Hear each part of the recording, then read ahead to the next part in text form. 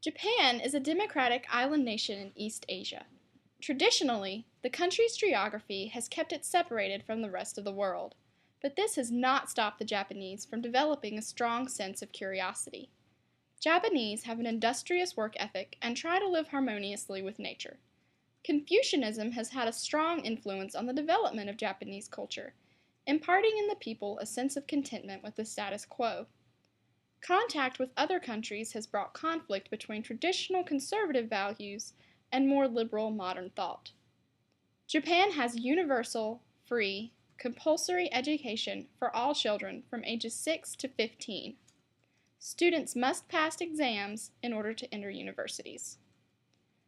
The people of Japan love learning, and many students seek additional instruction outside of school from places known as jukus. Jukus offer lessons in music, dance, flower arranging, and other extracurricular activities. The popularity of jukus is partly due to the fact that the Japanese educational system does not offer extracurricular activities, which disappoints many students. The Ministry of Education is supposed to develop curricula, but in reality this is mostly up to the schools. This means the instruction varies somewhat throughout the country.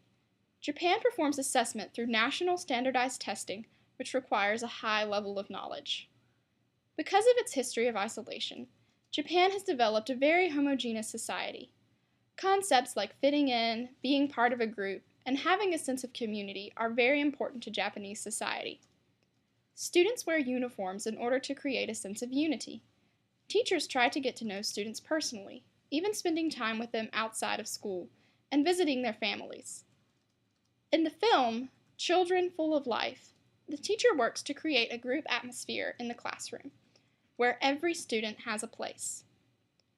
Additionally, students are expected to help clean the school and mentor younger students.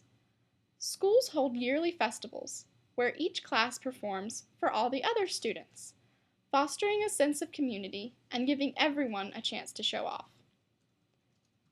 Education in Japan experiences some problems.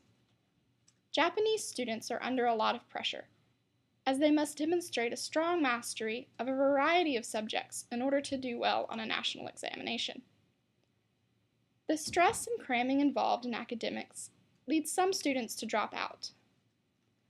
Although Japan is a wealthy country, many Japanese have doubts about the future strength of the economy.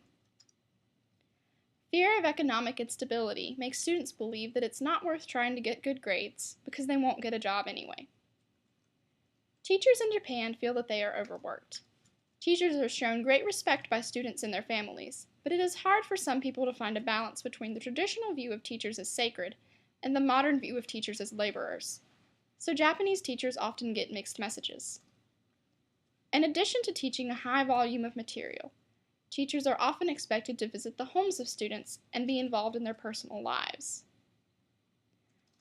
Because of the influence of Confucianism, the Japanese do not see time as a line, but rather live in the moment without too much thought for the future. This makes some students care less about academics because they are not concerned about future activities, like attending a university or getting a job. The influence of Confucianism has also led many people in Japan to have a somewhat ambivalent attitude toward life. Most Japanese students do not feel a strong sense of competition in academics. Japanese learn by competing with themselves, not with others, so students do not necessarily strive to become number one. In his essay in Schooling Around the World, Hiroyuki Numata says that the Japanese system is headed for disaster if it is not reformed soon. Japan must recognize the need for extracurricular activities in order to keep students interested in school. To keep educators refreshed and creative, Japan must stop expecting so much of its teachers.